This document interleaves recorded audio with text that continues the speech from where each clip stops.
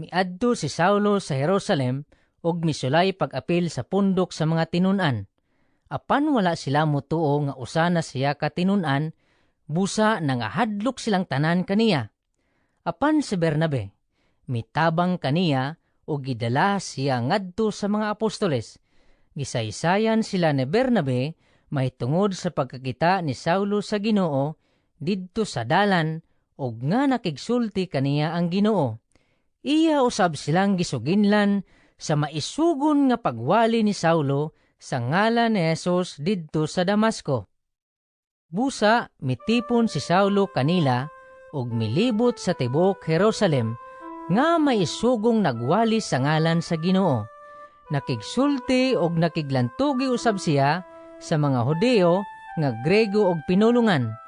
Apan nangita silag paagi sa pagpatay kaniya. Sa pagkasayod niini sa mga kaigsuunan, gidala nila si Saulo ngadto sa Cesarea o gipaadto sa Tarso. Busa ang iglesia sa tibuok Judea og sa Galilea og sa Samaria nakabaton gayod og kalinaw og naligon. Sa nagkinabuhi sila nga mahadlokon sa Ginoo og tinabangan sa Espiritu Santo, midaghan ang sakop sa iglesia.